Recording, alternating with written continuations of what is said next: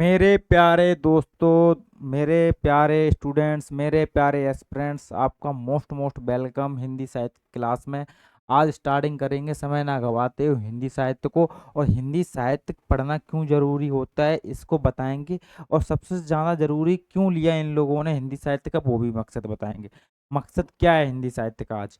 तो आज हिंदी साहित्य को समझेंगे बहुत अच्छे तरीके से, माइक्रो एनालिस करेंगे इसका, पूरा पोस्टमार्टम करेंगे, कीवर्ड्स का एनालिसिस करेंगे अच्छे से, सिलेबस का। ठीक है, तो स्टार्टिंग करते हैं। तो स्टार्टिंग करने से पहले आपको मैं बताऊं, थोड़ा इसको समझ लो। हम्म इसको थोड़ा मैं बड़ा कर लेता हूँ पहले।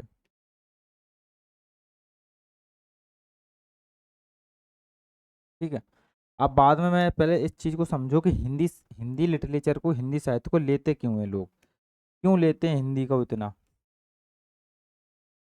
हिंदी अपने आप में इतनी लोकप्रिय कैसे बन गई कि क्या, हिंदी को बताओ। तो हिंदी लेने के क्या मकसद है, आज पूरा समझो इसको। हिंदी साहित्य को, हिंदी साहित्य लेते क्यों है लोग। तो सबसे पहला बेनिफिट है, आपको हमेशा याद रखना कि आपको हिंदी पढ़ना है, आपको इसमें महारत हासिल नहीं करनी है। आपको हिंदी में बस अपना मतलब जानना है कि हमका मेरा टारगेट है कि केवल परीक्षा में अधिक से अधिक अंक लाना, क्योंकि अधिक अंक लाओगे तो तभी आपकी रैंक इंप्रूव होगी। ठीक, रैंक पे ध्यान देना है। तो आपको हिंदी साहित्य क्यों पढ़ना है? क्योंकि आपको अपनी रैंक लानी है, रैंक सुधारनी है। तो रैंक अच्छी लेने के लिए नंबर जाना चाहिए। तो आपको पता होना चाहिए, तो रैंक लाने के लिए नंबर किस में जाना अच्छे आ सकते हैं, वो ऑप्शन हर प्रकार से चुना जाता है। जैसे कोई PSIR लेता है, कोई भूगोल लेता है, कोई ज्योग्राफी मतलब, और कोई अपना एंथ्रोपोलॉजी लेता है, कोई सोशोलॉजी लेता है, वो अपने अपनी चॉइस है। लेकिन हिंदी लेने के ज़्यादातर जो बैकग्राउंड से हिंदी के होते नहीं है, तब भी हिंदी लेते हैं। क्यों लेते हैं? क्योंकि एक तो उनकी मातृभाषा होती है, पहला रीजन मातृभाषा होती है। दूसरा कि उनको उसमें परिपक्व ज्ञान होता है, परिपक्व ज्ञान होता है, परिपक्व ज्ञान होता है। ठीक, तीसरा उनकी रुचि होती है। तो उनकी रुचि का भी विषय है, क्योंकि आपको रुचि जरूरी है इसमें। आप जितनी ज़्यादा रुचि होगी तो उतना आप इसको टाइम दे पाओगे, पढ़ पाओगे, समय दे पाओगे। ठीक है, तो जरूरी है ना आप इस पर रुचि लेना, तो समय समय दे पाओगे इसको। तो इसलिए आपको क्या है, रुचि होनी चाहिए इसमें। चौथा पॉइंट, इसमें नंबर लाने के ज़्यादा अच्छे होते हैं, स्कोप अच्छा है, इसमें नंबर ज़्यादा आते हैं। जो अन बैकग्राउंड से भी होते हैं उनके भी नंबर ज़्यादा आते हैं, जो बैकग्राउंड से हैं उनके तो नंबर ज़्यादा आते ही हैं। तो ये सिंपल है कि जिसने MA BA करी होगी हिंदी लिटरेचर से, तो उसको इंटरव्यू में भी सहायता मिल जाती है। जैसे मैंने हिंदी लिटरेचर से अपनी की हुई है कॉलेज, तो उसमें मुझे सहायता मिलती है। तो आपको क्या होता है, जैसे आपका पिछला बैकग्राउंड होता है, जैसे बैकग्राउंड को क्या बोलेंगे, बैकग्राउंड आपका अच्छा होता है। ठीक है, हिंदी से क्या होता है, कई लोग बैकग्राउंड की वजह से भी हिंदी लेना चाहते हैं, अपनी मातृभाषा की वजह से भी लेना चाहते हैं। ये पॉइंट अपने हो गए हिंदी लेने के। अब हिंदी क्या फायदा करती है, आप ये समझो। हिंदी लेने के फायदे क्या है, इसके लाभ क्या है। हिंदी सबसे पहले, जैसे मैं बता दिया कि आपको समय कम दोगे, मिनिमम 8 से 9 महीने दोगे, 8 से 9 मंथ दोगे, आपका हिंदी अच्छे से अच्छा हो जाएगा। ठीक है, एक तो ऐसे लाभ है, आपको किस कम समय में हिंदी से तैयार कर सकते हो। देखो, जिसका बिल्कुल भी तैयार बेस कंप्लीट ना हो, तो उसको एक क्लास में मैं पूरा अच्छे से समझाऊंगा किस तरीके से पढ़ना है, क्या जरूरी है। हर एक पॉइंट को एनालिस करेंगे, एक एक चीज पढ़ेंगे, एक एक माइक्रो एनालिस करेंगे, सिलेबस का पूरा पोस्टमार्टम कर देंगे, हर एक चीज को नहीं छोड़ेंगे। क्या है ऐसा क्वेश्चन देखना, आप उसी से बनते हैं। और तो आपको 8 या 9 महीने में से हिंदी को अच्छे से कंप्लीट कर सकते हो। ठीक है, अब इसके साथ हिंदी में क्या फायदा क्या है कि इसमें नंबर लाना इजी होता है। जैसे आपने पिछले ईयर के क्वेश्चन देखोगे ना, पिछले ईयर के PYQ जो बोलते हैं आप, उनको देखोगे तो आधा सिलेबस उनसे भी कंप्लीट कर सकते हैं। उनमें किस तरीके के क्वेश्चन आ रहे हैं 10-15 साल के देखने से, तो आप उससे भी कर सकते हो। और इसके साथ आपको क्या बेनिफिट होता है कि आपको क्या है कि ज़्यादा कठिन नहीं होता, क्योंकि आपने दैनिक जीवन में यूज करते हो, तो आपको हिंदी ज़्यादा कठिन नहीं लगती है। तो दैनिक जीवन में आप इसको पढ़ते हो तो हिंदी इस वजह से कठिन नहीं लगती है। और इसके साथ हिंदी मीडियम वालों के फायदा क्या होती है कि निबंध, जो निबंध होता है उसके लिए बेनिफिट होता है। किसके लिए? निबंध के लिए बेनिफिट होता है कि यदि आप निबंध की तैयारी कर रहे हो तो हिंदी ऑप्शनल में आपकी निबंध की तैयारी साथ में हो जाती है। तो आपको ऐसे की टेंशन नहीं लेनी है। ऐसे देखो यहाँ पर दो चीज़ें निपट गई, एक ऐसे में 500 नंबर का ये इंपोर्टेंट हो गया और यहाँ पर ऑप्शनल के 500 नंबर इंपोर्टेंट हो गए। तो आपके 1000 नंबर का तो यहीं पेपर हो गया आपका, समझ रहे हो? तो 1000 में से आपको ऑप्शनल में अच्छे नंबर लाने, 300 तक का टारगेट रखो, 320 340 तक चला गया बहुत अच्छी बात है। वैसे अभी तक किसी का नहीं गया, पाँच ऑप्शनल में अभी ऐसे 250 300 चाहिए आपको। तो आप इससे जितने ज़्यादा इन दोनों में नंबर आएंगे आपकी रैंक उतनी अच्छी हो जाएगी, ठीक है?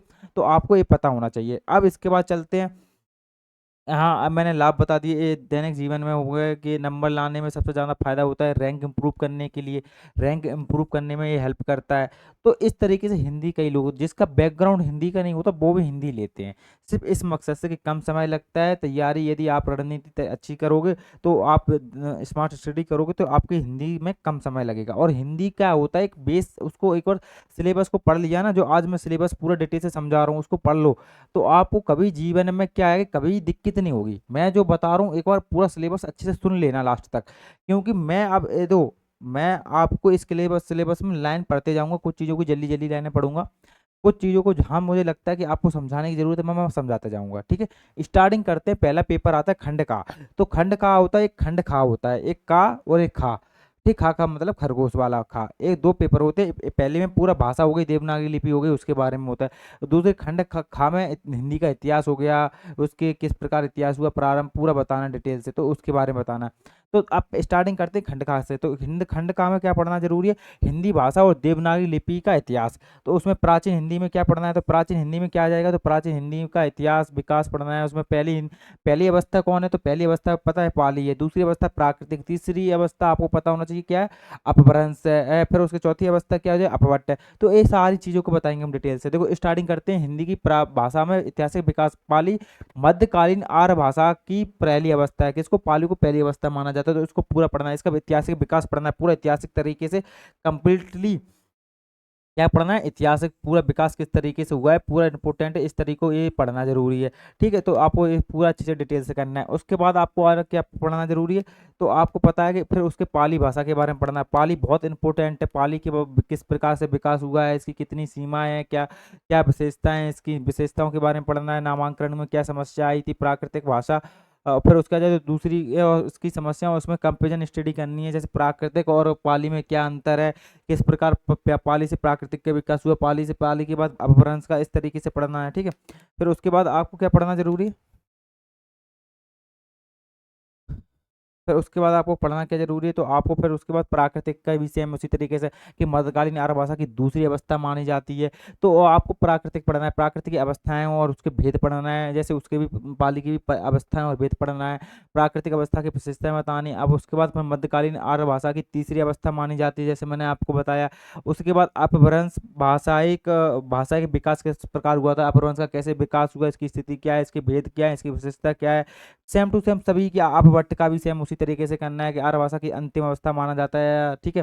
अपभट्ट को। और इसके बाद पुरानी हिंदी और प्रारंभिक हिंदी में क्या विशेषताएं हैं, इसकी क्या परिवर्तन है, क्या समानताएं हैं, इसकी पढ़ना है। अपभट्ट अपभ्रंश की पुरानी हिंदी की तुलनात्मक अध्ययन करना है। तो ये हमेशा याद रखना, तुलनात्मक तरीके, कोई भी चीज़ पढ़ोगे तो तुलनात्मक तरीके से माइंड में पढ़ना है, हर चीज़ की तुलना करना है, ठीक है? तो इसको पढ़ना है। हिंदी भाषा का अपभ्रंश में योगदान, अपभ्रंश क्या होती है तो आपको पता होना चाहिए कि हिंदी का टूटा फूटा रूप को अपभ्रंश कहते हैं। फिर उसके बाद आ जाओ, फिर उसके बाद क्या पढ़ना है? उसके बाद हिंदी हिंदी साहित्य के अपभ्रंश का योगदान क्या रहा है, हिंदी साहित्य में अपभ्रंश का क्या योगदान है, पूरा पढ़ना है। इससे क्वेश्चन आते हैं। और सिद्धनाथ साहित्य तो आपको पता होगा कितने जरूरी है।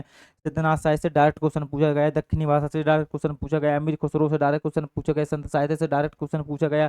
तो इसको पढ़ना है। रहीम के जी के पढ़ना है। तो खड़ी बोली का हिंदी साहित्य में क्या योगदान है, प्रारंभिक खड़ी बोली का विकास किस प्रकार हुआ, किन राज्यों में खड़ी बोली बोली जाती है, इससे क्वेश्चन आते हैं। तो आपको इसका पढ़ना है, ठीक है? उसका पूरा प्रारंभिक स्वरूप पढ़ना है और किस प्रकार हिंदी साहित्य में योगदान रहा है।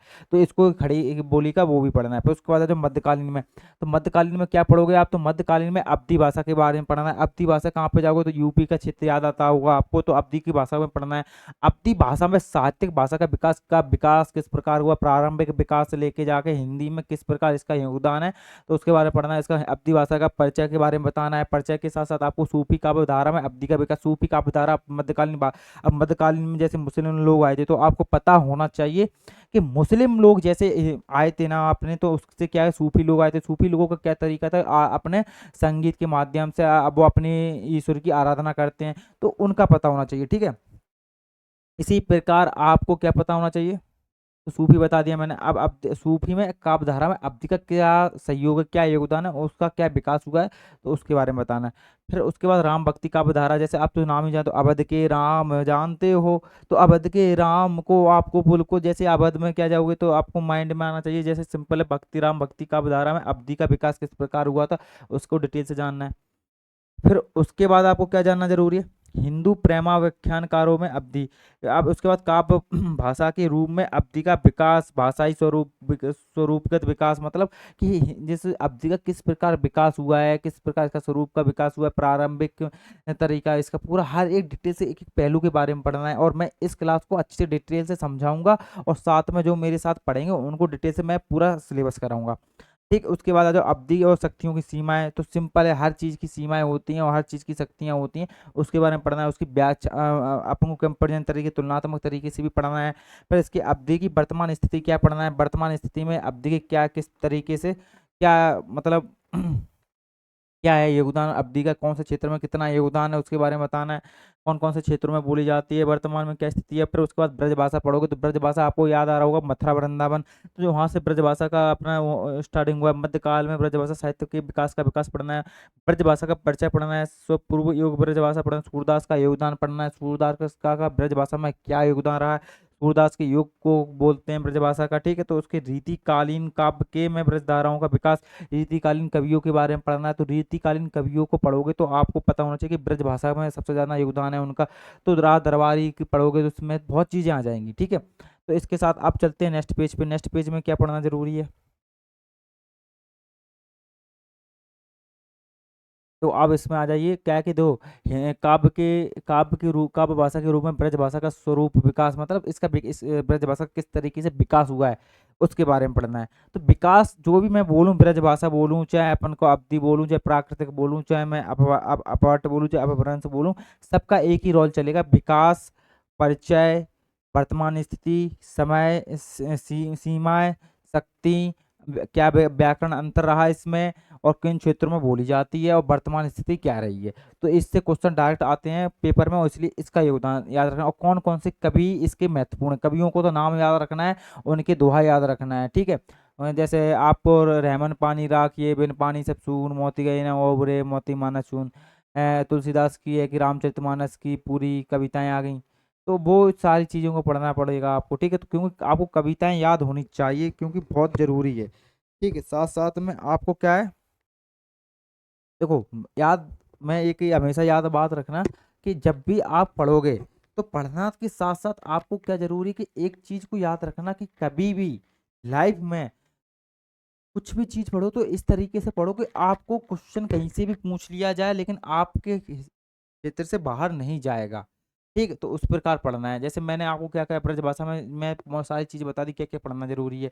तो मैंने विकास विकास पढ़ना है, अखिल भारतीय भाषाओं में काव्य भाषा के रूप में ब्रजभाषा का क्या योगदान है वो पढ़ना है। ब्रजभाषा में नित्य गंभीर कलात्मक कारण बताना है। ब्रजभाषा की शक्तियों और सीमाओं के बारे में बताना है। ब्रजभाषा में अब और अवधि में क्या समानताएं हैं, क्या अंतर है, ये सबसे क्वेश्चन डायरेक्ट क्वेश्चन आता है। मैं इसलिए बोलता हूँ कुछ भी पढ़ो, समानताएं पढ़ो, इसमें क्या इक्वलिटी है, क्या अंतर है, कि तुलनात्मक पूरा अंतर करो, ठीक है। उसके बाद खड़ी बोली के विकास में ब्रजभाषा का क्या योगदान है, खड़ी बोली में जो विकास हुआ था उसका में ब्रजभाषा का क्या योगदान है, एक क्वेश्चन आता है और आया हुआ भी है। ब्रजभाषा की वर्तमान स्थिति क्या है, ठीक है। अब खड़ी बोली पे आ जाइए। खड़ी बोली में क्या पढ़ना है आपको, तो खड़ी बोली में आप जैसे जाओगे तो खड़ी बोली की नामांकन पढ़ोगे, सिर्फ 19वीं शताब्दी के पूर्व मतलब पहले खड़ी बोली किस तरीके से हुआ था, उसका विकास किस तरीके से हुआ था उसको पढ़ना है, और 19वीं सदी के बाद खड़ी बोली किस तरीके से रही, उसका विकास, फिर उसके बाद 19वीं शताब्दी में खड़ी बोली का साहित्यिक स्वरूप क्या था उसके बारे में पढ़ना है आपको, और 20वीं शताब्दी में पद्य और गद्य दोनों के बारे में पढ़ना है। पद्य मतलब होता है कविताओं के रूप में, गद्य होता है गद्य निबंध की कसौटी होती है, मतलब गद्य जो आप किताब पढ़ते हो उस तरीके को गद्य बोलते हैं। ठीक, उसमें कई लय नहीं होती है, लेकिन पद्य में क्या होती है, लय होती है। तो आपको जैसे मैंने बताया 19वीं शताब्दी में पद्य की भाषा के रूप में खड़ी बोली का क्या विकास रहा है, और गद्य की भाषा के रूप में खड़ी बोली का क्या विकास रहा है, दोनों के बारे में अच्छे से आपको जानकारी लेनी है। फिर उसके बाद आ जाइए आधुनिक हिंदी में। आधुनिक हिंदी में क्या पढ़ना जरूरी है, तो आधुनिक Hindi very very most important. आपको क्या आ जाएगा, भाषा आ जाएगी, बोली में क्या अंतर हो जाएगा। भाषा एक विस्तारित रूप होता है, बोली एक सीमित क्षेत्रों में बोली जाती है। तो ऐसे अपने यहाँ भाषा और बोली बहुत अंतर होता है, जैसे बोलते नहीं है कि चार कोस पे पानी बदले नहीं, चार कोस पे पानी बदले, ऐसे बोलते नहीं है कि चार कोस पे पानी बदले, नहीं ऐसे कुछ है, चार कोस पे पानी बदले, ऐसे कुछ है, आप समझ सकते हो मैं क्या बोलना चाह रहा हूँ। ठीक है, तो उसको पढ़ना है, अभी याद नहीं आ रहा है मुझे। ठीक है, तो उसके बारे में आपको डिटेल से जानकारी लेनी है, क्योंकि देखो हमेशा याद रखना कि आपको क्या है कि एक बार सिलेबस अच्छे से मेरे साथ कर लिया आपने, तो भविष्य में आपको कोई टेंशन नहीं है फिर, क्योंकि मैं इस तरीके से कराता हूँ। देखो मैं जो आपको यहाँ पर दिखा रहा हूँ, तो आपको हर एक पॉइंट के बारे में बताऊंगा, क्वेश्चन भी डायरेक्ट यहीं से उठते हैं जो मैं बता रहा हूँ। तो भाषा और बोली में क्या अंतर है, उसके बाद काव्य, फिर उसके बाद पढ़ना है आपको कि काव्य भाषा तथा बोली में अंतर संबंध बताना है कि ठीक है, और हिंदी की उपभाषाएं बतानी, उपबोलियां बतानी है, और हिंदी भाषा का क्षेत्र बताना है कि हिंदी भाषा के कौन कौन से क्षेत्र हैं, जो 10 क्षेत्र हैं उसमें हिंदी भाषा बिल्कुल अच्छी तरीके से बोली जाती है। कौन कौन से हैं, 10 राज्यों के बारे में नाम बताओ, जैसे यूपी हो गया, मध्य प्रदेश हो गया, इसके नाम बता डाल दो। ठीक है, दिल्ली हो गया, दिल्ली का क्षेत्र हो गया। तो इसमें हो गया खड़ी भाषा के क्षेत्र में आप जाओगे, हरियाणा हो गया, कुछ उत्तर प्रदेश के क्षेत्र भी आ गए कुछ उसमें, तो इसके इस खड़ी बोली में कौन कौन से क्षेत्र वो भी बता सकते हो। फिर पूर्वी हिंदी और पश्चिमी हिंदी में क्या अंतर है उसको बताओ। पूर्वी हिंदी में मतलब आ गया, पूर्वी हिंदी पढ़ना है आपके अच्छे से डिटेल से, और पश्चिमी हिंदी पढ़ना है डिटेल से। तो उसके बाद आ जाते हैं फिर यहाँ पर, फिर उसके बाद आ जाते हैं सेम आगे क्या और पढ़ना पड़ेगा।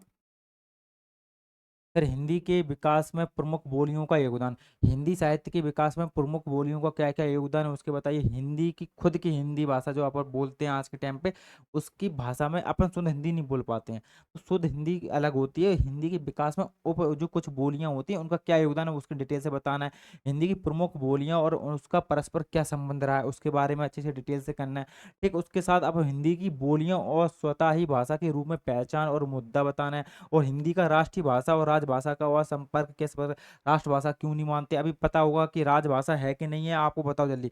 तो हिंदी राजभाषा है, तो इसके बारे में, इसको आपका अपने क्या है कि जो कागजी काम में होते हैं प्रशासनिक रूप में हिंदी को अपनाया गया है, तो क्या कानून है, सिर्फ पूरा डिटेल से पढ़ना पड़ेगा आपको, पूरी डिटेल से समझाएंगे हम कि हिंदी को राष्ट्रभाषा और राजभाषा की संपर्क भाषा माना जाता है, क्या माना जाता है, हर एक डिटेल से तीनों, राष्ट्रभाषा, राजभाषा और संपर्क भाषा, तीनों को समझाएंगे। फिर उसके बाद जो राष्ट्रगान, राष्ट्रभाषा और राजभाषा में संपर्क के में हिंदी में वही स्वरूप बताना किस प्रकार का स्वरूप है। और आप राष्ट्रभाषा और राजभाषा में अंतर बताना है। राष्ट्रभाषा के रूप में हिंदी का ऐतिहासिक विकास की यात्रा किस प्रकार रही है, और स्वतंत्रता आंदोलन के दौरान राष्ट्रभाषा के रूप में हिंदी का क्या योगदान रहा है, क्या विकास रहा है, उसका किस प्रकार विकास हुआ है उसके बारे में बताना है। फिर उसके बाद आ जाओ राष्ट्रभाषा हिंदी के विकास में विभिन्न नेताओं का योगदान क्या क्या रहा है, कौन कौन से नेताओं ने हिंदी के विकास के लिए अपना महत्व दिया है, क्योंकि हिंदी के विकास के लिए बहुत नेताओं का योगदान है, उन्होंने कमेटी भी बनाई थी, ठीक उसके बारे में बताऊंगा मैं। और राष्ट्रभाषा हिंदी के विकास में प्रमुख संस्थाएं, जैसे मैंने कमेटी बोली है, संस्थाएं मतलब का योगदान क्या रहा है। और राष्ट्रभाषा हिंदी के विकास में दक्षिणी भारत के राज्यों का क्या योगदान रहा है उसके बारे में बताना है।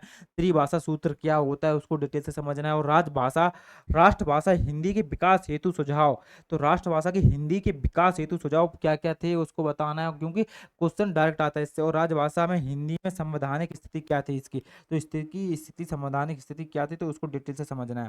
फिर उसके बाद आ जाते हैं राजभाषा की हिंदी की संवैधानिक स्थिति के बाद राजभाषा हिंदी में प्रगति क्या है, राजभाषा में हिंदी की विकास के सुझाव बताना है।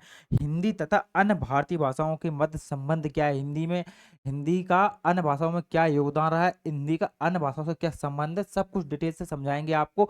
और ये मैं सिलेबस को इसलिए डिकोड बता रहा हूँ, हर एक चीज को पढ़ना जरूरी है। यदि आप मेरे से नहीं तैयारी कर सकते हो तो आपको मैं सिलेबस इसलिए बता रहा हूँ यूट्यूब पर, क्योंकि आपको ये जो भी कहीं से भी क्लास करो, ये कोई भी टॉपिक छूट जाए तो अपने टीचर को बताओ कि ये मेरा टीचर, मेरा एक टॉपिक छूट गया और आप मेरे इस टॉपिक को पूरा कराओ, क्योंकि इससे क्वेश्चन आते हैं। ठीक है, तो आपको सिलेबस इसलिए करा रहा हूँ क्योंकि आपको पता होना चाहिए कि सिलेबस हर एक वेरी वेरी इंपॉर्टेंट है। तो स्टार्टिंग करते हैं, हिंदी भाषा और का माननीकरण।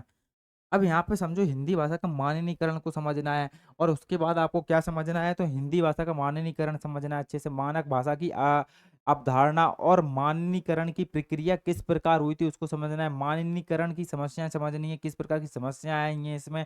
हिंदी के मानक रूप का ऐतिहासिक विकास को समझना है। ठीक, विकास में और मानक हिंदी का स्वरूप समझना है। मानक हिंदी क्या होती है तो उसको पहले समझाएंगे, फिर उसका विकास समझाएंगे, फिर मानक हिंदी के व्याकरणिक विशेषताएं बताएंगे, क्योंकि इससे डायरेक्ट क्वेश्चन आया हुआ है इसलिए बता रहा हूँ। व्याकरण से बहुत क्वेश्चन बनते हैं उसकी विशेषताओं से। और ध्वनि व्यवस्था किस प्रकार होती है, किस तरीके से इसकी ध्वनि व्यवस्था है। जैसे आप जाओगे तो यूपीएसआई में भी इससे क्वेश्चन आते हैं, लेकिन आपको मैं बता रहा हूँ ये जरूरी है, थोड़ी जानकारी याद होनी चाहिए। ध्वनि व्यवस्था से भले आपको बहुत जाना जरूरी जानकारी होनी चाहिए। ध्वनि व्यवस्था तथा शब्द संपदा और पद संरचनाओं के बारे में बताना है। संज्ञा, सर्वनाम, विशेषण व्यवस्था, लिंग, वचन, कारक व्यवस्था, क्रिया व्यवस्था, वाक्य संरचना हिंदी की, और एवं वैज्ञानिक एवं तकनीकी विकास किस प्रकार हुआ था हिंदी के, और हिंदी के कंप्यूटर में किस प्रकार प्रयोग किया गया। तकनीकी भाषा के रूप में हिंदी का विकास, पारिभाषिक शब्दावली में समस्या और समाधान क्या हुआ था इसका, और वैज्ञानिक तकनीकी में क्या हुआ था। जब पता होना चाहिए कोड होता है हिंदी का, तो उस कोड की वजह से हिंदी में एक क्रांति आ गई थी, उसके बारे में पढ़ना पड़ेगा। कंप्यूटर में किस प्रकार योगदान रहा इसमें, वैज्ञानिक तकनीकी शब्दावली में आयोग, ठीक, उसके वैज्ञानिक लेखन में, और हिंदी भाषा का विधि विविध पहलू पर पढ़ाएंगे आपको। इसकी हिंदी के शब्दकोश के बारे में जानकारी होनी चाहिए। और केंद्रीय हिंदी की निदेशालय और हिंदी भाषा एवं लिपि के विकास में नागरिक प्राचारणी सभा, इसके बारे में पढ़ना है। नागरिक प्राचारणी सभा का योगदान किस प्रकार आया उसके बारे में बताना है। ठीक, इसके साथ आपको क्या पढ़ना जरूरी होता है, तो आपको फिर मैं बता रहा हूँ और भी क्या जरूरी है। फिर इसके बाद आ जाए डॉक्टर गिलक्रिस्ट का योगदान क्या किस प्रकार रखा है मानक हिंदी में। और खड़ी बोली और आंदोलन में विभिन्न विद्वानों का क्या योगदान रहा है खड़ी बोली में। खड़ी बोली एक हिंदी से किस प्रकार विकास हुआ है, हिंदी का विकास में बोली का क्या योगदान रहा है उसके बारे में बताना है। प्रयोजन मूलक भाषा के रूप में हिंदी। देखो आपको हर एक चीज पढ़ना जरूरी होता है, क्योंकि आपको पता होना चाहिए कि यदि मैं हमेशा याद रखो कि यदि मैं इस क्लास में आपके साथ टाइम पास भी कर सकता हूँ, कोई कोई जोक मारता है, जोक मारेगा, हंसाएगा, खिलाएगा, लेकिन आपका समय बर्बाद हो जाएगा। मैं जानता हूँ कि आज के टाइम पे स्टूडेंट के लिए समय की क्या कीमत रही है, तो इसलिए मैं हर कोई इस क्लास में, मेरी कोई भी क्लास देखो ना, फालतू की बातें कम करता हूँ मैं। आपका फोकस रखता हूँ कि यूट्यूब में कोई फालतू की बात ना चले, और हाल तुरंत पॉइंट टू बात करता हूँ, पॉइंट टू पॉइंट, क्योंकि आपको पता है कि हर एक समय की वैल्यू होती है। तो इसलिए मैं आपके, तुम सोचते हो कि मैं बीच बीच में कभी यदि आपको रुक जाओ तो आप रोक देना, और फिर थोड़े 5-10 मिनट का रेस्ट लेके फिर से पढ़ लेना। क्योंकि मैं जिस तरीके से बता रहा हूँ इस पॉइंट को आपने एक बार सुन भी लिया अच्छे से, तो आपको फ्यूचर में कभी समस्या नहीं आएंगी। क्योंकि आपको एक बार पॉइंट, आपको सिलेबस के पॉइंटों के बारे में अच्छे से नाम एक पता होना चाहिए क्या आ रहा है क्या नहीं आ रहा है। तो मैंने एक सिलेबस के हर एक पॉइंट को लिखा हुआ है। यदि मैं सीधा लिख देता हिंदी भाषा और उसके बारे में मैं फिर बताता कि इसकी मानक, इसकी विशेषताएं पढ़नी है, क्या योगदान पढ़ना है, कौन कौन सी सभाएं बनी हुई है, तो मैंने पहले ही नाम लिख दिया इसका कि क्या पढ़ना है इसमें।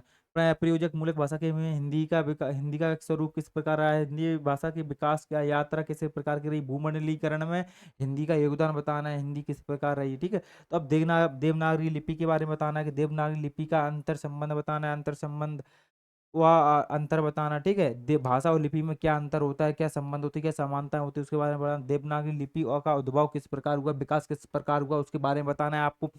मानक या आदर्श लिपि की विशेषताओं के बारे में बताना है। देवनागरी लिपि जो आपके टाइम पे यूज करे, जो देवनागरी लिपि बोलते हैं, इसे विशेषताएं। वैज्ञानिक देवनागरी लिपि की सीमाएं बतानी। देवनागरी लिपि का मानकीकरण, अपेक्षित सुधार और सुझाव क्या थे वो बताना है। काशी एक संस्था का नाम है, क्या नाम है, काशी नागरिक प्रचारणीय सभा का ये क्या योगदान रहा है देवनागरी लिपि में सुधार, उसके प्रयास के सबको डिटेल से समझना है। फिर क्या हिंदी वर्तनी का मानकीकरण बताना है। और राष्ट्रीय लिपि और अखिल भाषाओं के लिपि के रूप में देवनागरी लिपि का किस प्रकार विकास हुआ है उसके बारे में बताना है। क्योंकि जैसे मात्राओं का ये बताना है, मात्रा किस प्रकार इसमें सुधारी गई थी, और बहुत चीज़ें ऐसी कोई हलंत के बारे में बताया गया था। तो इन चीज़ों के बारे में क्या है कि इसको अच्छे से डिटेल से समझना है। फिर इसके बाद आ जाते हैं नेक्स्ट पे, अब आ जाते हैं पेपर खंड खा। अब खंड खा में क्या क्या जरूरी पढ़ना जरूरी है तो समझो। खंड खा में क्या पढ़ना जरूरी है, तो देखो मैं कुछ भी पढ़ाता हूँ ना तो हमेशा एक आदत याद रखना कि आपको फोकस करना है मेरे शब्दों पर, क्योंकि मैं कुछ शब्द इतनी स्पीड में बोलता जा रहा हूँ, देखो मैं समझा क्यों नहीं पा रहा हूँ, क्योंकि मैंने हर एक समझाने वाली चीज इसमें लिख दी है ऑलरेडी। आपको लिख अब समझाऊं क्या मैं, ऑलरेडी मैंने समझाने वाली चीज इसमें लिख दी है। तो जैसे मैंने बताया कि खंड खा में आपको पढ़ना है हिंदी भाषा का इतिहास, जैसे मैंने स्टार्टिंग में बता दिया। अब अपन ने तो क्या क्या इतिहास पढ़ना है, तो पूरा शुरू से लेके हिंदी कविता का इतिहास क्या है, कि हिंदी साहित्य इतिहास लेखन की परंपरा प्रासंगिक उसका महत्व के बारे में पढ़ना है अच्छे से। क्वेश्चन डायरेक्ट पूछे जाते हैं, इसकी हिंदी साहित्य का आरंभ किस प्रकार हुआ है। हिंद काल विभाजन पढ़ना है, इसका काल विभाजन तो बहुत ज्यादा इंपॉर्टेंट है, सब दो तीन लोग हैं उनके नाम बताएंगे, उनका काल विभाजन बताएंगे, किसी का अपना नाम काल विभाजन अलग है, किसी का आचार्य राम प्रसाद सुख के बारे में बताएंगे। नामांकन की समस्या क्या क्या आई थी उसके काल विभाजन में, और उसके नामांकन में क्या समस्याएं थी, उससे क्वेश्चन डायरेक्ट आते हैं। हिंदी साहित्य के इतिहास में लेखन की परंपरा को बताना है, और साथ में प्रमुख इतिहासकारों की इतिहास की दृष्टि बतानी है।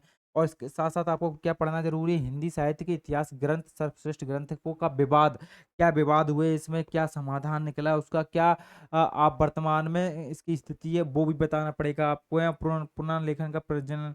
ठीक, और हिंदी साहित्य का प्रासंगिक और उसका महत्व बताना है, वैज्ञानिक एवं तकनीकी युग साहित्य की स्थिति बतानी है, और उसके साथ भूमंडलीकरण और साहित्य में हिंदी के बारे में बताना है। और आदिकाल के बाद आदिकाल पता होना चाहिए, 1000 से लेकर 1400 ईसी के समथिंग माना जाता है, तो आपको इसका समय टाइम पीरियड पता होना चाहिए। और आदिकाल में काल निर्धारण और नामांकन के बारे में पढ़ना है इसकी डिटेल से अच्छे से, और उसके साथ क्या पढ़ना है, परिस्थितियों और प्रवृत्तियों और उसकी विशेषताओं को डिटेल से समझना है आपको, ठीक है। और उसमें क्या समझना है कि साहित्य के विविधा के रूप में सिद्धनाथ और जैन साहित्य और रासोकाव्य और गद्य साहित्य के बारे में, और चंद्रवरदाई रासो, पृथ्वीराज रासो, हेमचंद्र का व्याकरण अच्छे से पढ़ना है, पूरा डिटेल से समझना है, क्योंकि इससे क्वेश्चन डायरेक्ट पूछे जाते हैं और डायरेक्ट जरूरी है आपको पढ़ना। और उसके बाद आ जाओ विद्यापति। विद्यापति आ गया, और सिंगारिक कवि के नाम से जाने जाते हैं विद्यापति को, ठीक है। उसके बाद अमीर खुसरो को पढ़ना है, उनका व्यक्तित्व के बारे में पढ़ना है, उसकी कविताओं के बारे में पढ़ना। चंद्रवरदाई किसने लिखा था, तो पृथ्वीराज रासो के बारे में जानकारी होनी चाहिए। एक कौन सा आ जाता है, तो वीर वीर रस पढ़ोगे तो इसमें वीर की भावना है, यहाँ पर क्या है कि अपने राजाओं की देखो क्या होती है, बड़ा चढ़ाकर किए जाती है यहाँ पर प्रशंसा, तो उस चीज को पढ़ना है। उसके प्रामाणिकता और का प्रश्न पढ़ना है, आदिकाल में उपलब्धियां और इसकी सीमाओं के बारे में पढ़ना है अच्छे से, ठीक है। इतना पढ़ लिया, फिर भक्ति काल आ गया। भक्ति काल यहाँ पर अपना 1000 से लेकर 14 तक था अपना क्या आदिकाल। अब भक्ति काल आएगा 1400 से लेकर 1700 ईस्वी तक, तो उसके बारे में पढ़ना है। भक्ति काल की अवधारणा पढ़ना है, भक्ति काल में भक्ति काल के आंदोलन के बारे में पढ़ना है पूरा अच्छे से, भक्ति काव्य की पढ़ना है।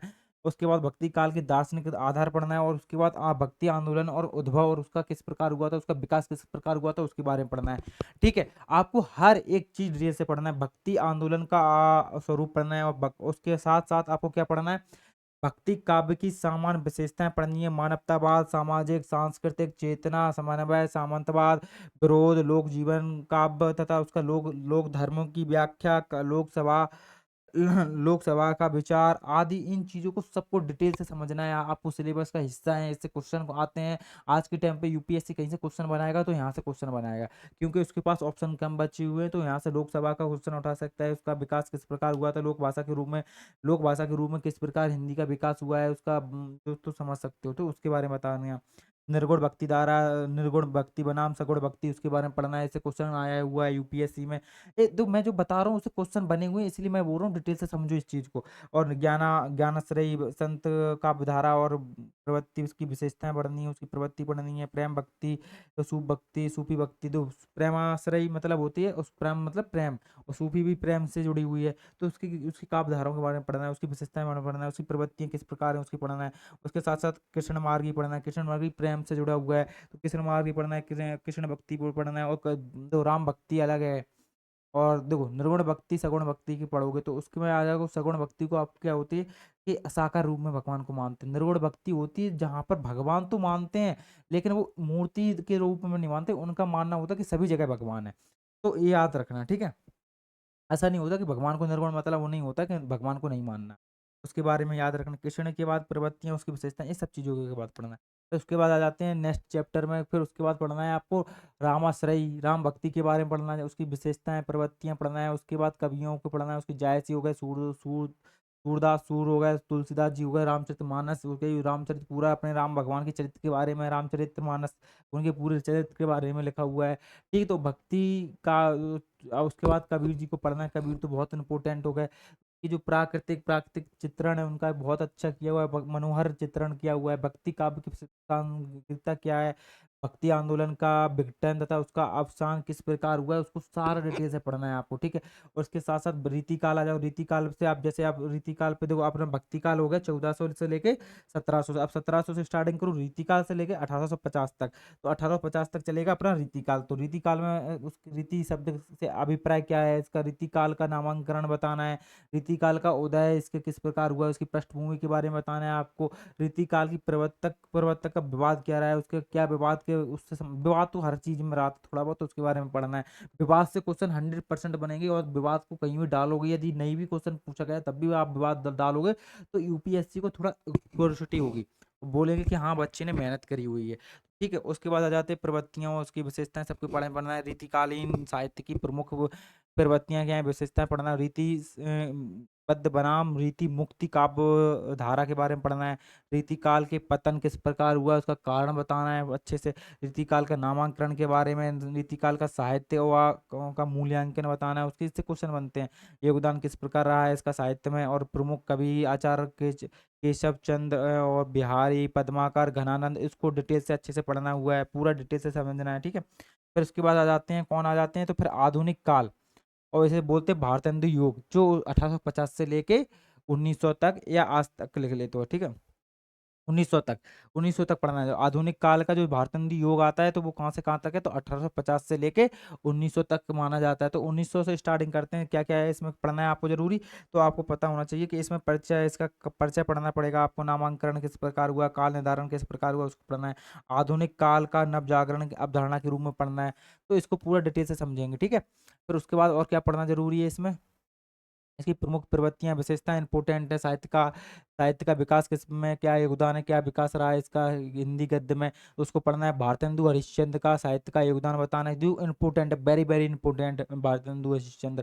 ठीक है, उसके बाद भारतेंदु हरिश्चंद्र मंडल के बारे में बताना है, इसके महत्वपूर्ण रचनाकार बालकृष्ण भट्ट, प्रताप नारायण मिश्र, और जो मिश्रा तीन बंधु थे उनके बारे में अच्छे से जानकारी होना चाहिए आपको। उपलब्धियां, उसकी सीमाएं क्या थी, इसको डिटेल से बताना। वर्तमान में क्या इसके स्थिति है उसके बारे में बताना। ठीक है, उसके बाद द्विवेदी युग आ जाओ। अपना क्या हो, बर्तन योग, पहले रीतिकाल से लेकर 1750 से लेकर 1700 से लेकर 1850, फिर उसके बाद आ गया आधुनिक। आधुनिक में से 1850 से लेकर 1900 तक। अब इसके बाद द्विवेदी युग। द्विवेदी युग में क्या है, उसका सेम टू सेम जैसे अपन ने इसमें पढ़ाया कि उसका काल निर्धारण और नामांकन, नव जागरण, सुधार काल, प्रवृत्तियां विशेषताएं पढ़ना है। द्विवेदी युग की भाषा है और उसमें भाषाई द्वंद्व पढ़ना है, और इसमें पंडित महावीर प्रसाद के बाद महावीर प्रसाद के बारे में पढ़ना है।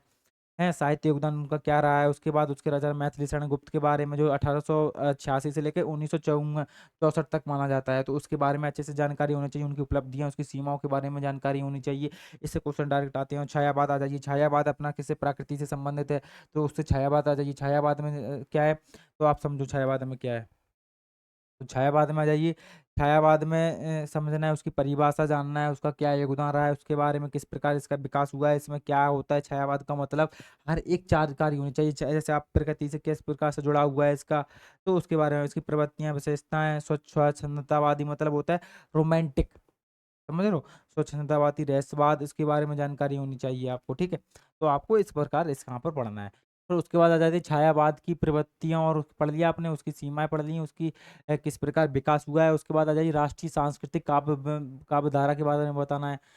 छायावाद के बाद उसके बाद शक्ति काव्य के रूप में उत्तर छायावादी काव्य की प्रवृत्तियां एवं राष्ट्रीय सांस्कृतिक चेतना की कविता, प्रेम, मस्ती का काव्य, ये सब चीज पढ़ना पड़ेगा क्योंकि छायावाद में आती है इस प्रकार की। ठीक है, और उसके महत्वपूर्ण रचनाकार जयशंकर प्रसाद आ गए, सूर्यकांत त्रिपाठी हो गए, निराला हो गए, महादेवी वर्मा हो गई।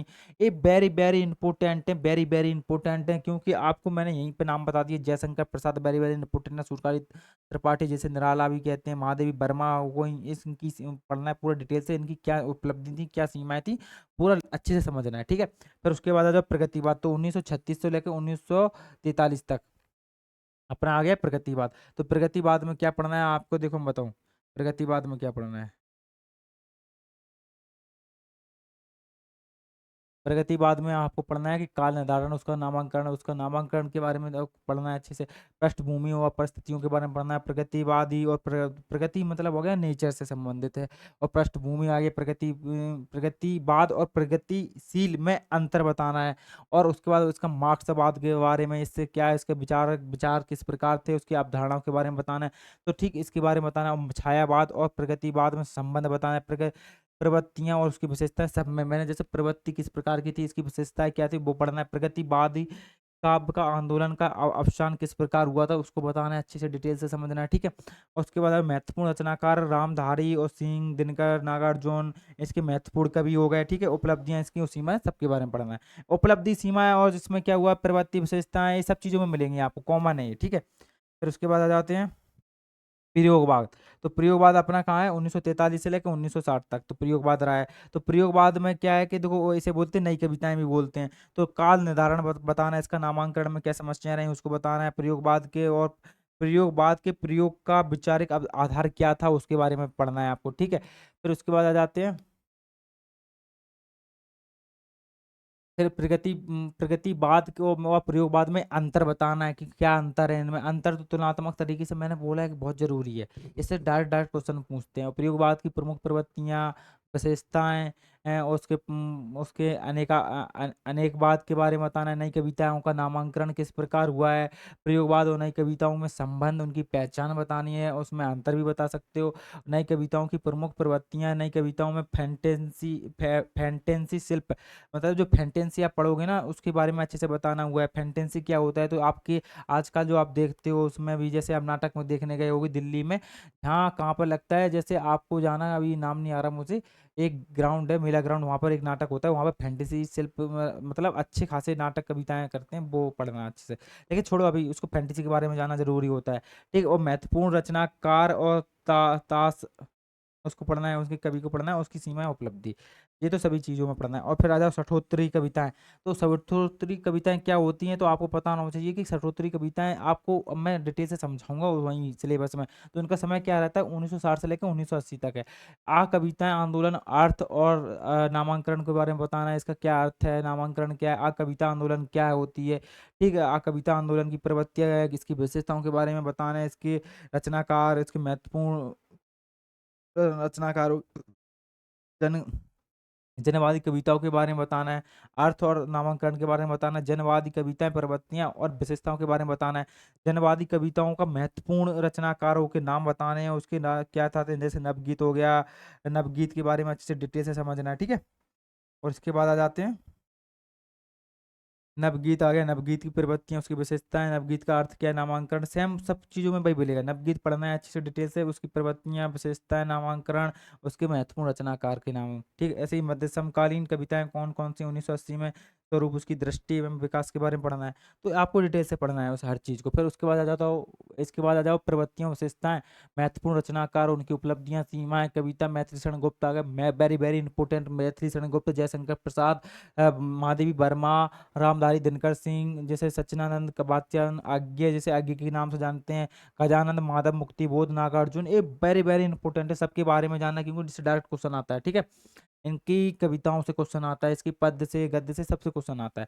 फिर उसके बाद आ जाओ पद्य का, हिंदी गद्य का इतिहास और हिंदी का उपन्यास।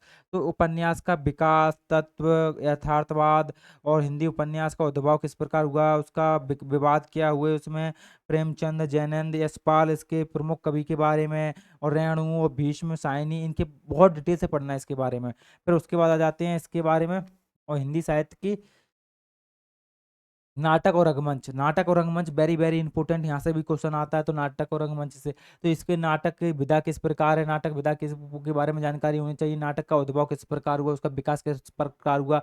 पर्दा, पहले अपने यहाँ पर्दा पर नाटक नहीं होते थे, तो अब पर्दा प्रथा कहाँ से आई थी, तो वो चलन बताना है। पीछे जो पर्दा लगी रहती है ना, उसको बताना है। तो नाटक, राष्ट्रीय चेतना किस प्रकार, नाटक का क्या योगदान था, राष्ट्रीय चेतना में क्या योगदान है, जैसे कि उस समय तब भारत अपना स्वतंत्र नहीं हुआ था, तो नाटकों का क्या योगदान रहा था वहाँ पर, तो उसके बारे में बताना है आपको, ठीक है। उसमें उसके बाद उसमें प्रमुख नाटककार जैसे बातंदु हो गए, जैसे शंकर प्रसाद हो गए, जगदीश चंद्र माथुर हो गए, राम कुमार वर्मा हो गए, मोहन राकेश हो गए, तो उनके बारे में अच्छे से पढ़ना है। हिंदी रंगमंच की पृष्ठभूमि को बहुत ज़्यादा जरूरी है जानना, और हिंदी रंगमंच की विकास यात्रा के बारे में समझना है, ठीक है। और हिंदी नाटक रंगमंच का क्या संबंध है, क्या अंतर है, इसमें अंतर संबंध के बारे में समझना है। उसके साथ साथ समकालीन हिंदी रंगमंच की समस्याएं क्या क्या उत्पन्न हुई थी, संभावनाएं उनकी बतानी है, क्योंकि कई समस्याएं उत्पन्न हुई थी नाटक करने में, कई समस्याएं होती, क्या क्या रॉल होते हैं, वो बारे में पढ़ना जरूरी है। फिर उसके बाद आ जाओ हिंदी आलोचना। हिंदी आलोचना बहुत जरूरी है, इसके बारे में क्वेश्चन आता है डायरेक्ट डायरेक्ट, तो आलोचना, समालोचना और परिसमीक्षा, एक क्वेश्चन में भी ये सब तुमने देखे होंगे मेंस की परीक्षा में, GS1 GS2 GS3, ठीक है। और इसको मैं डिटेल से समझाऊंगा, सिलेबस तक पढ़ाऊंगा, क्लास पहली क्लास होगी, उससे धीरे धीरे हर चीज़ को पढ़ाऊंगा। फिर हिंदी की आलोचना किस प्रकार हुई, उसका उद्भव विकास किस प्रकार हुआ, सैद्धांतिक व्यवहारिक प्रगतिवादी मनोविश्लेषणवादी आलोचना और नई समीक्षा किस प्रकार की गई है, उसके बारे में जानकारी होना चाहिए। सैद्धांतिक को व्यवहारिक तरीके से पढ़ना है, उसमें आलोचना में अंतर बताना है, सैद्धांतिक और व्यवहारिक आलोचना में अंतर, मार्क्सवादी और रहस्यवादी समीक्षा में अंतर बताना है, हिंदी समीक्षा में नए मुहावरे कौन कौन से जोड़े हैं उसके बारे में बताना है, हिंदी समीक्षा व पाश्चात्य समीक्षा का प्रभाव क्या क्या रहा है उसके बारे में बताना है। ये वेरी वेरी मोस्ट इंपोर्टेंट है। फिर उसके बाद आ जाते हैं किस पर, उसके बाद हिंदी के प्रमुख आलोचक आचार्य Ramchandra Shukla, very very important. आचार्य रामचंद्र शुक्ल तो हमेशा केंद्र बिंदु मान के पढ़ना है आपको, ठीक है। और डॉक्टर रामचंद्र शुक्ल के बाद आ जाओ डॉक्टर हजारी प्रसाद द्विवेदी, डॉक्टर राम विलास शर्मा और डॉक्टर नागेंद्र, ये सब वेरी वेरी इंपॉर्टेंट है। हिंदी गद्य की अन्य विधाओं के बारे में पढ़ना है, तो इसमें क्या पढ़ोगे आप, तो निबंध पढ़ोगे, उसका विकास उद्भव किस तरीके से हुआ है, और उसके रेखा चित्र पढ़ना है, उद्भव उसका भी विकास, उसका विकास उद्भव किस प्रकार को, उसके बारे में सेम। उसके बाद आ जाते हैं हिंदी संस्मरण, तो उसके बाद उद्भव और विकास के बारे में पढ़ना है अच्छे से। और हिंदी की यात्रा वृत्तांत के बारे में पढ़ना है, यात्रा वृत्तांत क्या होती है समझ रहे हो, जैसे यात्रा, आपकी खुद की यात्रा वृत्तांत के बारे में भी लिख सकते हो, उसके बारे में पढ़ना है सेम टू सेम है, उसका विकास के बारे में सेम सेम बताना है, ठीक है। अब आ जाओ पेपर खंड का वापस, तो इसमें क्या पढ़ना है, कौन कौन से कवि वेरी वेरी इंपॉर्टेंट है, तो देखो, तो जैसे इसमें कबीरदास है, कबीरदास की क्या क्या पढ़ना जरूरी है, तो देखो सुनो, कबीरदास वेरी वेरी इंपॉर्टेंट है। देखो अब कवियों के बारे में पढ़ेंगे, क्योंकि प्रमुख कवि के नाम बताएंगे, उसको लिखते जाना साथ साथ में।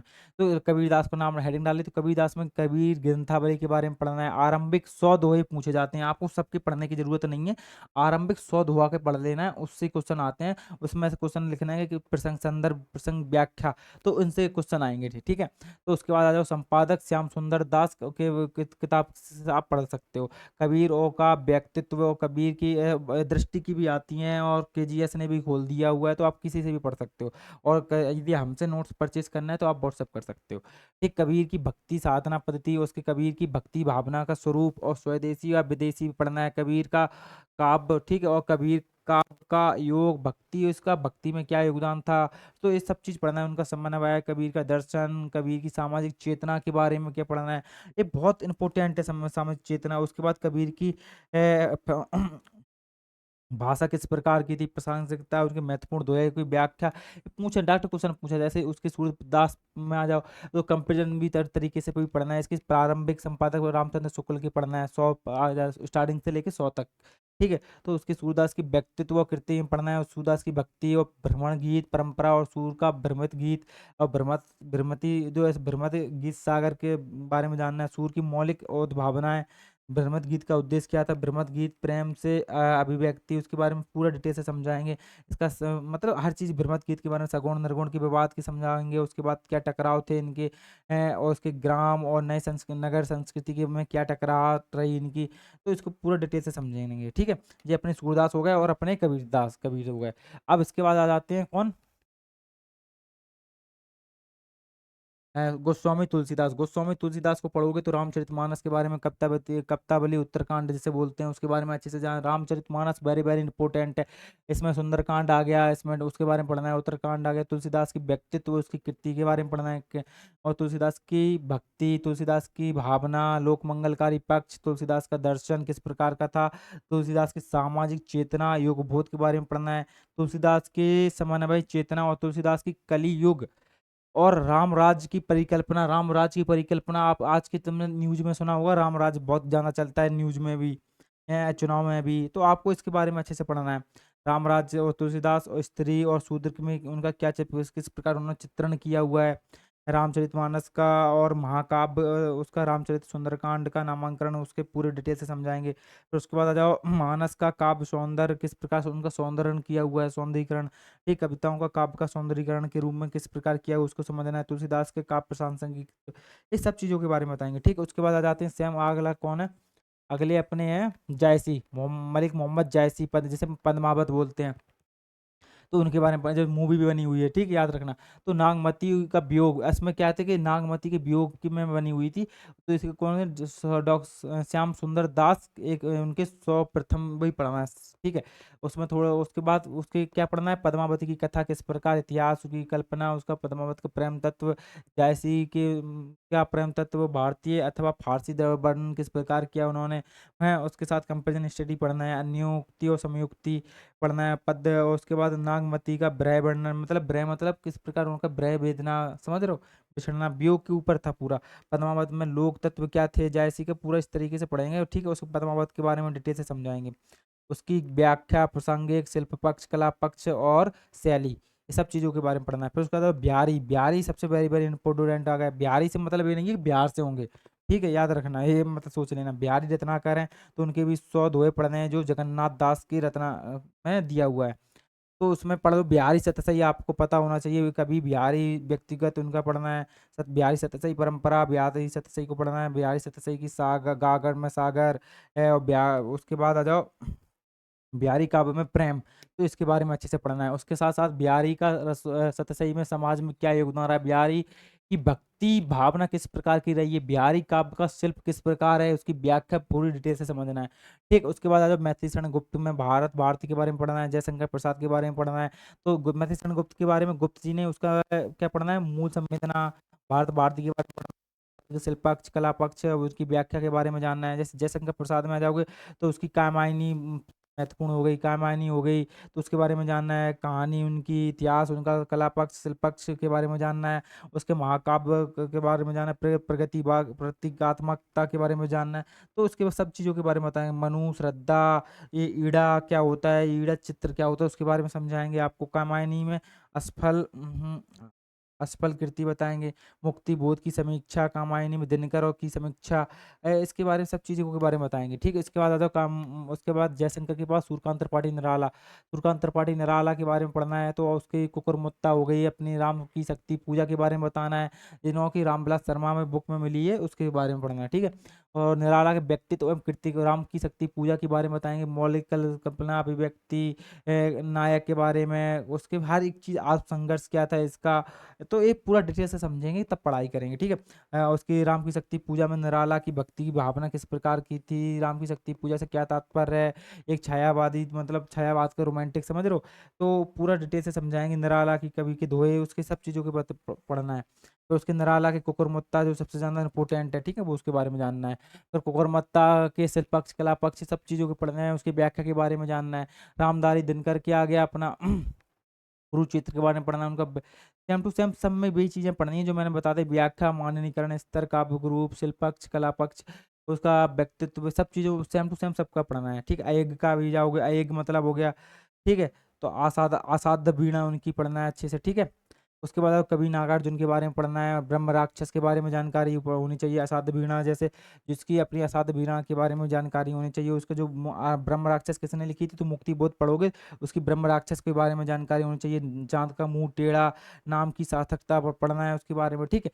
तो उसके बाद ये सब चीज़ों को पढ़ना वेरी वेरी इंपॉर्टेंट है। और उसके बाद आ जाओ कवि नागार्जुन लास्ट, तो इनके बारे में पूरा अच्छे डिटेल से समझेंगे। कला पक्ष, शिल्प पक्ष, बादल पे गिरते हुए देखा होगा, अकाल के बाद, और उसके बाद का शिल्प पक्ष पूरा डिटेल से समझेंगे, ठीक है। फिर उसके बाद आ जाओ पेपर खंड का गद्य, गद्य खंड में, तो गद्य खंड में आप जैसे जाओगे तो आपको पता होना चाहिए क्या क्या है, तो भारतेंदु दुर्दशा में पढ़ोगे, व्यक्तित्व उसका सेम टू सेम, ठीक है। भारतेंदु की दुर्दशा, भाषा, उसकी र- रंगमंचिता पर किस प्रकार हुई थी नाटक का, ठीक है। इस जयशंकर प्रसाद के बारे में पढ़ना है, प्रेम चंद्रमुंशी के बारे में पढ़ना है। गोदान वेरी वेरी इंपॉर्टेंट है। गोदान में पूरे गांव की स्थिति बताई हुई है। वर्तमान में यदि आप पढ़ोगे ना, तब भी आपका हृदय से अंदर से रोना आ जाएगा। ये गोदान पढ़ना बहुत जरूरी है, आज के टाइम में भी इसकी प्रासंगिकता बहुत है। तो गोदान पढ़ोगे आप, ठीक है। तो इसमें जयशंकर प्रसाद की पढ़ोगे, स्कंदगुप्त में स्कंदगुप्त पढ़ोगे तो इसको थोड़ा समझ में कम आती है, लेकिन आपको यदि थोड़ी बहुत हिंदी अच्छी है तो समझ में आ जाएगी, नहीं तो मैं समझा ही दूंगा, ठीक है। उसके बाद स्कंदगुप्त के बाद पूरे तरीके से इसके नाटक पात्र में क्या है, हर एक नाटक पात्र किस प्रकार के था, उसकी परिभाषा, इसकी एक साहित्यिक भाषा है, तो उसके बारे में थोड़ी दिक्कत होती है, तो इनको पढ़ना बहुत थोड़ी जरूरी है। आषाढ़ के एक दिन के बारे में, ठीक है। आषाढ़ का एक दिन का है, मोहन राकेश की कहानी है, तो उसको भी जरूरी है, अच्छा है, अच्छा नाटक है, पढ़ सकते हो आप। तो इन चीज़ों को पढ़ना जरूरी है। फिर इसके बाद आ जाते हैं यशपाल की दिव्या पढ़ना है, जो भी इसकी भाषा भी साहित्यिक है, इसको पढ़ना जरूरी है। फणीश रेणु के मेला आंचल के बारे में जरूरी है पढ़ना आपको, ठीक है। और उसके साथ साथ प्रेमचंद, उसके साथ मनु भंडारी को पढ़ना जरूरी है। और मनु भंडारी कौन सी है, महाभोज, तो महाभोज की नाटकता, प्रासंगिकता, भाषा शैली, चरित्र योजना, इस सब में सेम की सेम व्याख्या इसकी पढ़ना जरूरी है, ठीक है। मूल संवेदना क्या थी महाभोज की, तो इसको पढ़, जैसे प्रेमचंद में आ जाओगे तो इनकी कहानी क्या थी, बड़े घर की बेटी, बूढ़ी काकी, अलग ओजा, ईदगाह, ये पूरी कहानी के बारे में पढ़ना जरूरी है आपको, ठीक है। और फूस की रात, कफन, ये क्या है, बड़ी घर की बेटी में लास्ट में संस्कारी बेटी बन जाती है, वो अपने घर को टूटने से बचा लेती है। जैसे उसमें अलग हो, ईदगाह में क्या होता है कि आपने पढ़ी होगी अपनी कहानी में, कि वो आप बचपन में अपने मेला जाता है, तो वो चमटा चमीटा लाता है अपनी दादी के लिए, क्योंकि क्यों लाता है कि उसकी दादी खाना बनाती तो हाथ जल जाती थी। तो उसकी कितनी मार्मिक कहानी है, उसको पढ़ोगे आप। फूस की रात मतलब पढ़ोगे, कफन, कफन में क्या है कि देखो खाने के लिए, मतलब कफन पढ़ोगे, मतलब कफन के लिए पैसे नहीं थे उनके पास, इतनी गरीबी के बारे में बताएंगे, फिर ये सारी कहानी पढ़ोगे। प्रेमचंद की सबश्रेष्ठ कहानी है वो 10, तो उसके बारे में पढ़ना है। फणीश्वर रेणु के मेला आंचल के बारे में पढ़ना है, तो ठीक है, पूरा उपन्यास है ये अपना। तो इन कवियों के बारे में बहुत बहुत इंपॉर्टेंट जरूरी है। और एक दुनिया समांतर के संपादक डॉक्टर संपादक राजेंद्र यादव के बारे में पढ़ना है। ये सारा डिटेल से आपको मैंने सिलेबस बता दिया। अब देखो यहाँ तक आपको हिंदी साहित्य के बारे में मैंने पूरा सिलेबस अच्छे से समझा दिया। अब देखो जरूरी है आपको पढ़ना। अब हिंदी में मैंने आज सिलेबस पूरा डिटेल से समझा दिया, एक एक पॉइंट ऑफ व्यू। मैंने एक भी ऐसा चीज़ नहीं है जो मैंने यहाँ पर लिखा नहीं है। मैंने देखो समझाना क्या होता है। अब मैं प्रगतिवाद लिख दूँ या छायावाद लिख दूँ, छायावाद में किस किस को पढ़ना है, कौन कौन से लेखक हैं, वो नाम यदि ऐसे लोग समझाते हैं, मैंने ऑलरेडी इसमें लिख दिया था और मैं बोलता गया।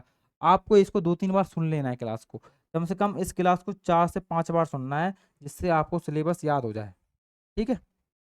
थैंक यू, जय हिंद, जय भारत। और इसी आपको मेरे साथ यदि सिलेबस करना है तो आप क्या व्हाट्सएप पे आप आ सकते हो, और इसमें कई लोगों की मैंने हेल्प करी है। आपको पूरा मैं आंसर राइटिंग कराएंगे, किस तरीके से क्या करना है, किस तरीके से टॉपर आंसर राइटिंग में आपको हेल्प, मैं उनकी कॉपी भी दिखाऊंगा। हर एक चीज़ बता दी है। यूट्यूब पे मेरी कुछ कॉपी डली हुई है, आप उनको भी देख सकते हो। जय हिंद, जय भारत।